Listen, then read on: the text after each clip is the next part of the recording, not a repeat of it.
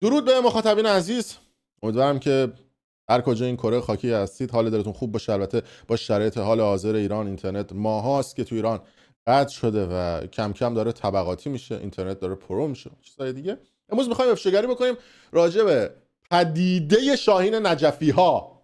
نه شاهین نجفی ها، شاهین نجفی ها، کسایی که دقیقا مثل شاهین نجفی سوراخ رو پیدا کردن و دارن اون مسیر رو میرن. آقای شاهین نجفی، شما رپ میخونی، فعال سیاسی هستی، میخوای تنهایی انقلاب کنی، برنامه چیه مرد حسابی؟ موزیسین هستم و خوشحال میشم منو در حد شاعر یا ترانه‌سرا قبول بکنم. بعد از اونم دیگه اونا که الان اسم بردی همه قصه است، در واقع توهمه. یعنی فعالیت سیاسی نمیکنی، پای بیانیه امضا نمیکنی، تظاهرات اینا نمیری و اینا؟ نه، چنین ادعایی ندارم و نه سوادشو دارم نه کار منه و اون یه داستان دیگه است. اصلا تخصص من نیست و حوصله‌ش هم ندارم. کسایی که یه زمانی چپ بودن، ضد شاهزاده بودن، فوش میدادن به شاهزاده، بعد دیدن سمت شاهزاده چپتره، یهو شده داداشیم شاهزاده مخلصیم، بعد داش رضا مخلصیم، بیا با هم امروز میخوام راجع به این افراد صحبت بکنم.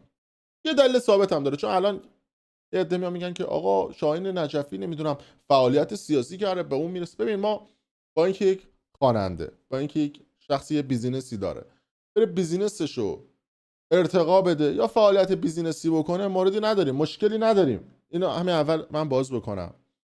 و اینکه بله، خواننده نیاز به پول داره، نیاز به درآمد داره، نیاز به فعالیت اقتصادی داره. این اصلا کسی باش مشکل نداره. من خودم هم با این قضیه مشکل ندارم. میگم آقا دمتون گرم.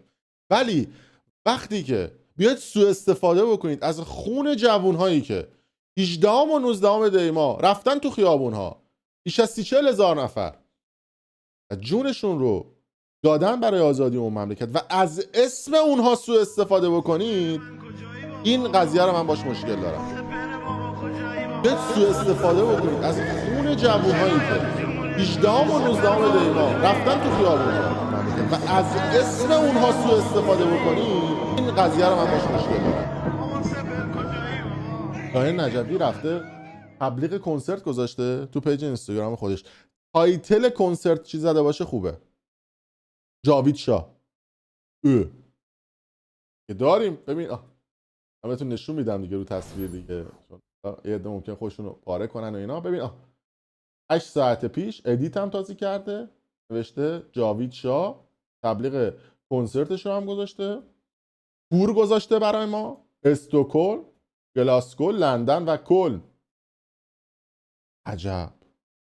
شما اگه میخوای کنسرت بذاری چرا اون بالا نوشتی جاوید شاه؟ چرا مفت شاهزاده رو داری میبری تو این قضیه؟ به خاطر اینکه شما کاسبا و شما کاسب خون مردمید دیگه، خون مردم، تعارفش نداریم. آقا یه تایتل میزه، آقا کنسرت هم میخوام بذارم،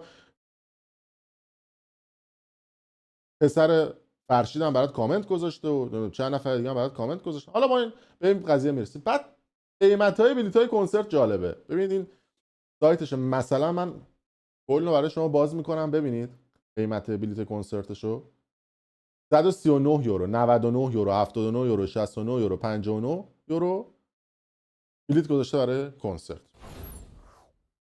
آقا اگه شما میخوای فعالیت سیاسی بکنی، اگه کنسرت سیاسی داری میذاری برای زنده کردن نام و یاد اون جاویدنامه، چرا بلیط فروشی میکنی؟ چرا پول کنسرت از این اون میگیری؟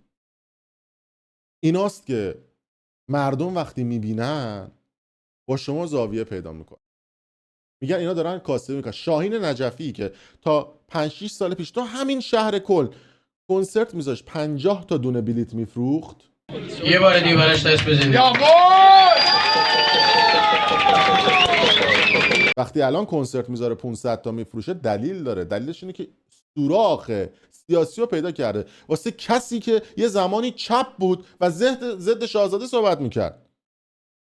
آقا نمیشه شما یه زمانی چپ باشی، بعد دوباره راست باشی، بعد دوباره چپ بشی، بعد دوباره راست بشی، دوباره طرفدار ایناست که ببین من فعالیت رسانه‌ای میکنم، 10 سال دارم فعالیت رسانه‌ای میکنم.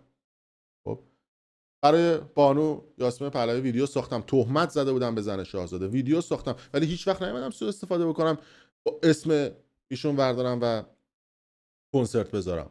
اگه تبلیغی هم میخوای بکنی، آقا بکن، میگه آقا این برنامه منه، رک بیا بگو. نه اینکه بیا بگی نگاه کنید الان من شما یه نمونه میذارم دیگه. ببین تو یه ویدیو از شاهین نجفی ببینید، جالبه.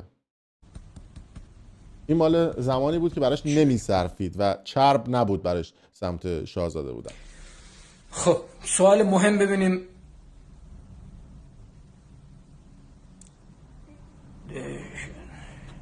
جناب شاهزاده، جناب منظورتون آقای رضا پهلوی، من ایشونو از نزدیک بین بارها گفتم نمیشناسم و آرزوی موفقیت دارم، نظر خاصی ندارم در واقع. اساسا نظر من چه اهمیتی داره که در مورد آدم ها من سعی میکنم نظری ندم. در مورد مفاهیم صحبت بکنیم. مفاهیم. بعد در مورد کسایی که توف کرده شده صحبت نکنید. یه عده هستن که خطا کردن، توف کردیمشون، تموم شده. حواس باشه. عجب. یعنی میگم دیگه واسش صرف دادی. ببین یه شخصی مثل شاهین نجفی که موقعی که از ایران اومد بیرون پول نداشت. ببین شما تو مرحله اول، بعد جالبه الان علی کریمی اومده راجع به این آدم صحبت کرد، گفت آقا چرا دارید کاسبی میکنید از خون ملت؟ بعد این آدم اومده راجع به علی کریمی داره نظر میده، میگه فوتبالیستا بهتر راجع به آفساید نظر بدن. من اگه فوتبالیست هستم در مورد آفساید و فلان و اینا بتونم نظر بدم. اینکه 4 نفر منو میشناسن به من این اعتبار رو نمیده که بلنشم در مورد هر چیزی نظر بدم. در مورد چیزی که نمیدونم نظر نمیدم. این به این معنی نیست که افراد سکوت بکنن، حرف نزنن، نقد نکنن، نظر ندن.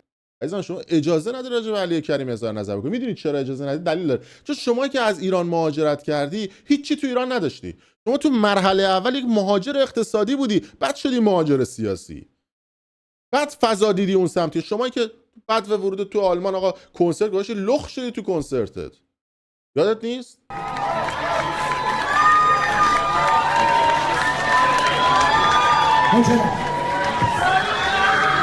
کنسرت میذاشتی 50 نفر میومدن تو کنسرتت. اشکال نداره، آدما پیشرفت میکنن، آدما موفق میشن، آدما دمت هم گرم. ولی وقتی که سوء استفاده میکنه برای اسم شاهزاده، میگه آقا اینا رو ما توف که چجوری خودت توفو برداشتی خوردی؟ چون سوراخ الان این سمته.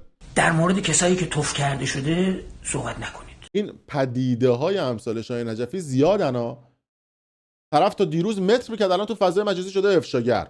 بعد یه دونه پرچم شیر و خورشید هم گذاشته، 4 تا جاوید شدم. یعنی سوء استفاده میکنه از اون اسم. بعد هر کیم حرف بزنه من طرفدار پادشاهی ام. سخنرانی کرده بود تو لس آنجلس، آدم یاد یکی میافتاد که اینجا حالا اسمش رو تو آلمان میارن یکم جرم و اینا، فاز اونو گرفت. اون موقع هم که فاز نیچه گرفته بود، نیچه فیک. خب میاد سخنرانی میکرد، میگفت اگر کسی حرف از دموکراسی زد بگید فقط جاوید شاه، اگر کسی حرف از آزادی فلان زد. آقا تو که اصل دیکتاتوری، خود شاهزاده رضا پهلوی اصلا راضی نیست تو اینجوری صحبت بکنی. این دیگه اصل دیکتاتوریه. ببینید سخنرانیشو. اگر کسی صحبت از دموکراسی کرد فقط جاوید شاه، کسی صحبت از اتحاد مسیحی کرد فقط جاوید شاه. این یعنی که اگر یک کسی اومد گفت آقا من طرفدار شاهزاده نیستم، پارش کنید. این سخنرانی دیگه. یعنی اگر کسی اومد گفت من طرفدار شاهزاده نیستم، جرش بدید بذاریدش کنار. تو که از آخوندا بدتری. چه طرفدار شاهزاده هستی؟ اتفاقا این نوع طرفداری کردن از شاهزاده از 1000 تا دشمن بدتره. چون اون کسایی که وسطن، چون اون کسایی که باید انتخاب بکنن، اونی که طرفدار شاهزاده است سخنرانی تو رو ببینه کیف میکنه. هنر نیستش که برای اون بخوای برقصونی ماجرا رو، که هنر اینه که جذب بکنی. این میشه هنر سخنوری. اگه نمیدونی برو بخون 4 تا کتاب بخون، ادعات میشه کتاب میخونی دیگه، سخنرانی نیچه و اینا اونو قرقره میکنی. هنر اینه که کسی که طرفدارت نیست رو جذب بکنی، نه کسی که طرفدارت برات اینجوری بشکم بزنه. که الان یه خاطرم براتون تعریف کنم تو برنامه دوسلدورف، ببینید چه اتفاقی افتاد. خودم دیگه اونجا با چشم کسی نمیتونه نقل قول کنه، خودم با چشم دیدم. میاد یه جوری سخنرانی میکنی شما ضد شاهزاده اید با این کاراتون. شما با این کاراتون آدم‌ها رو دور میکنید از شاهزاده. کسی هم جرئت نمیکنه بهتون حرف بزنه. چرا؟ چون عکس با شاهزاده دارید. هنر عکس گرفتن مگه با شاهزاده؟ عکس گرفتن با شاهزاده دلیل بر مبرا بودن نیست. عکس گرفتن با امیرحسین اعتمادی و ایکس و ایزد که نزدیکی به شاهزاده‌ان، هنر این نیستش که شما رو مبرا بکنه، شما رو پاک بکنه که سوء استفاده بکنید از این نام و اسم. بعد بیاد بلیط فروشی بکنه، بعد بیاد علی کریمی تیکه میندازی. علی کریمی اگر تو ایران بود یه 2 تا لبخند میزد کفش این بود میشد سرمربی فولاد مثل یحیی گل محمدی 90 میلیارد میگرفت. کفش این بود مثل وریا غفوری 2 تا رستوران میزد الان خدا میلیارد پول میگرفت. کفش این بود که الان یه سمتی میگرفت. نمیتونست بگیره. میلیاردها میلیارد ثروت تو ایران گذاشت اومد بیرون. تو چی گذاشتی تو ایران اومدی بیرون؟ اون جایگاه و قدرت و نفوذ داشت گذاشت اومد بیرون الان شد سیاسی. تو چی گذاشتی آقای شاهین نجفی؟ بعد اومدی یه آهنگ نقی خوندی گفتی من آهنگ سیاسی خوندم ارتداد و فلان بیسان. حالا خاطرات دوسلدورف شما بگم. 2 ماه پیش فراخوان داده بودن برای شاهزاده در دوسلدورف. من یه 2 ساعت قبلش زودتر رفتم ماشینمو پارک کردم و میخواستم برم و بعد خواستم برم بک استیج. این سکیوریتی هایی که اونجا گذاشته بودن توی بک استیج یه دفعه یکیشون اینجوری زد تو تخت سینه من. آقا شما نمیتونی بری بک استیج. گفتم برای چی؟ گفته شما براتون کارت صادر نکردن نمیتونی بری بک استیج. باشه قانونه دیگه ایراد نداره. ما هم رفتیم یه مقداری تظاهرات کردم. بعد یه برج اونجا بزرگ بود که قشنگ تو اون بک استیج بود. من رفتم بالای اون برج جمعیت که اومدن فیلم گرفتم. فیلمش هم حسابی وایرال شد. اون فیلم مال منه تو دوسه. امروز شهر دوسلدورف زیباتر از همیشه خواهد بود چرا که این جمعیتی که از اینجا شروع شده اگه بخوام دنبال بکنم تا انتهای این خیابون همش مردم هستند که اومدن تو خیابون ها و دارن خیابون ها رو پر میکنن. یک پیام واضح به اروپایی ها و به سراسر دنیا میدن که این آخوندها باید برن. بعد که اومدم پایین با ما عکس گرفتن اصلا دیدم سکیوریتی تا دید من عکس گرفتم گفت برید کنار من سکیوریتی همین فردی آقا ما رو اومدن گذاشتن لایه سوم. ما اومدیم اونجا اصلا جمعیتی که اونجا بودن شاهد حرف منن توی دوسلدورف خیلی هم بودن. ما لایه سوم وایساده بودیم. یه دفعه یه چند تاشون اومدن به این سکیوریتی گفتم آقا خجالت نمیکشید همین فردی این همه فعالیت سیاسی کرده این همه کار کرد شما اینو بعد ببریدش بک استیج. گفتم آقا من برای بک استیج اومدم من لای جمعیت باشم. من میخوام برم بک استیج. آقا دیدم خلاصه یکیشون دست ما رو گرفت اور لایه اول. یه 10 دقیقه من اونجا وایساده بودم دیدم یه دفعه صدای جمعیت اومد برید کنار. خدایا چی شده بم گذاشتن. دیدم آقا این سکیوریتی دست زد رو تخت سینه من انداخت عقب. 10-15 نفر بودن. شاهین نجفی داره میاد شاهین نجفی برید. آقا همه رو هول میداد بیاد. به سکیوریتی گفتم آقا تو بیجا میکنی اصلا دست میزنی به تخت سینه من. شاهین نجفی یا هر کسی دیگه ای تو اجازه نداری من لمس بکنی. با احترام میتونی من بگی برو عقب. بعد 1-2 تا از اون سکیوریتی هایی که اونجا بودن کسایی بودن که برای مغازه من توی کل تو لانج من کار میکنن. کشنش گفتم آقا این شاهین نجفی دیروز زنگ زده به ما گفته آقا جون مادرتون بیاد اگه میشه سکیوریتی من بشید رخ کار داره من برم بالا. بعد رفته بود رو استیج ببینید یه سی گرفته بود واسه هر کسی نون نداره واسه اینا نون داشت. رو استیج اینجوری شعر میخوند واسه خاک ایران شاهزاده واسه اصلا ببین من اون صحنه رو دیدم پشمام ریخت. انگار مردم واسه کنسرت این اومدن نه فعالیت سیاسی. اون اومد بالا اینو خوند اون یکی اومد بالا سبزی پلو با ماهی خوند. خب حالا با اینا کاری نداریم به هر حال پلنی بوده که چیده. به ما گفتن آقا برید رو استیج. من اومدم برم رو استیج یه دفعه دیدم سکیوریتی تو زد به تخت سینه من. شاهین نجفی گفته اگه روی این رو استیج باشه همین فری حق نداره بیاد رو استیج. تو کی اصلا واسه من نظر میدی؟ آقا دوباره ما رو انداختم. آقا ایرادی نداره دوست ندارن دیگه. میخوام به شما بگم که اینا این مثال واضح من بود. بعد اومدم گفتم آقا ایراد نداره من اصلا نگاهم اینجوری نیست بذار فضا بخوابه آرومتر بشه من میام برای مردم تعریف میکنم مردم خوششون قضاوت بکنن. بعد همین شاهین نجفی بلیت هواپیما و هتلش رو یکی دیگه براش گرفته اومده دوسلدورف. آقا شما چه فعال سیاسی هستی؟ بلیت هواپیما هتل تو دوسلدورف، بلیت هواپیما هتل تو مونیخ، بلیت هواپیما هتل تو برلین، بلیت هواپیما هتل تو لندن، تو لس آنجلس. تو فعالیت سیاسی بعد مردم بعد پول تو بدن. شاهین نجفی شمایی که اینور اونور میید بعد پکیج هم همونه همه جا. آقا شما اگه فعال سیاسی دست کنید جیبتون از جیب خودتون پول بدید. بعد میگید واسه ایران ما کار انجام دادیم. والا من حداقل اگه کاری واسه ایران انجام دادم درآمدی داشتم استارلینک گرفتم فرستادم ایران. تو 18 و 19 دی ماه هیچکی نمیتونست تصویر دریافت کنه. من تصویر دریافت کردم پخش کردم واسه ملت. شما چی کار کردید از این درآمدی که داشتید؟ کنسرتاتون 50 تا میفروخت الان شده 500 تا. کلمه جاوید شاه هم میذارید، کاسبی هم دارید میکنید. تو لس آنجلس آقای شاهین نجفی رفته بوده همین چند ماه پیش برای فراخوان شاهزاده. بعد نه تو فکر کنم لس آنجلس بود. برنامه‌گذار لس آنجلس میتونه به تعریف بکنه. خب شب قبلش اینا استیج چیده بودن که آقا صبح بره سخنرانی بکنه. باد میزنه استیج میفته. اینا رو هیچکی بهتون نمیگه. من اینا رو دارم بهتون میگم خب ببینید که چه اتفاقاتی داره پشت پرده میفته. باد میزنه استیج صبح میفته. برنامه‌گذار آقا هفت صبح بدو هراسون میره استیج رو درست میکنه. به حال مردم میخوان تو سرما بیان اونجا، استرس دارن. شاهین نجفی زنگ میزنه به برنامه‌گذار آقا این ماشین ما بنز نمیدونم فلان ما چرا نمیاد دم در؟ ما بهم گفت آقا من استیج افتاده دارم میرم استیج درست میکنم.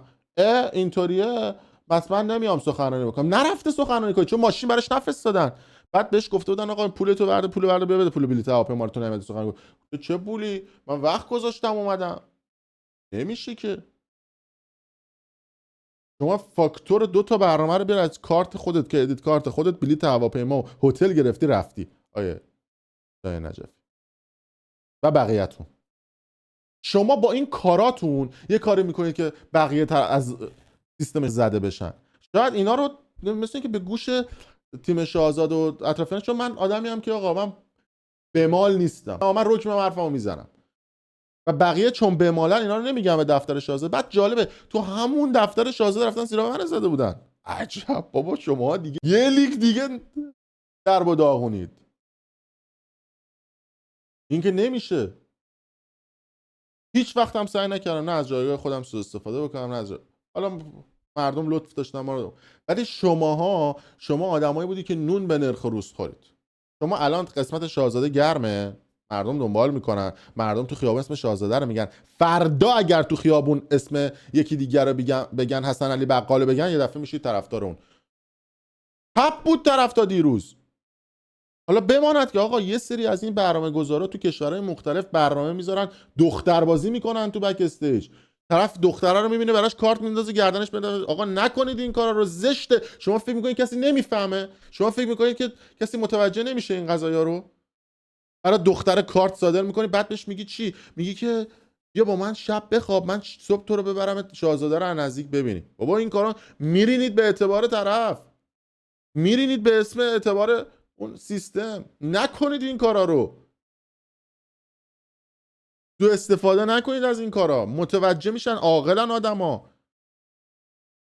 اومده طرف به من زنگ زده میگه که فلانی رو میشناسی؟ میگم که چطور مگه؟ میگه که آره این طرف به من گفته که من شاهزاده داداشیمه، بانو یاسمین پهلوی هم که مثل خواهرم میمونه و اصلا با اینا شب تا صبح در تماسم. میگم خب گفته که اگه میخوای من ببرمت پیش شاهزاده و شاهزاده دیدار کنیم. گفتم خب آره دیگه حالا بریم با هم یه شب یه دیتی بکنیم و فلان یه صحبتی بکنیم ببینم که شما قابلیت اینو. پشمای من این چه کاری این کارا رو میکنید؟ نکنید این کارا رو. بعد اسم خودتون هم گذاشتید فعال سیاسی، اسم خودتون هم گذاشتید سیاستمدار، اسم خودتون هم گذاشتید تحلیلگر مسائل سیاسی. از این آدما زیاده. حالا بعداً به موقعش من بیشتر راجع به این آدما صحبت میکنم، افشاگری میکنم. هم که یه مقداری باز کنم براتون این قضیه رو، جا بیفته براتون که یه عده چجوری دارن از اسم شاهزاده سوء استفاده میکنن، چجوری دارن سوء استفاده میکنن از مقام شاهزاده. خیلی مخلصم. امیدوارم که فضا بهتر بشه، اینترنت تو ایران وصل بشه. تحلیل جنگ هم حالا بعدا به زودی براتون انجام خواهم داد و صحبت خواهم. خیلی مخلصم.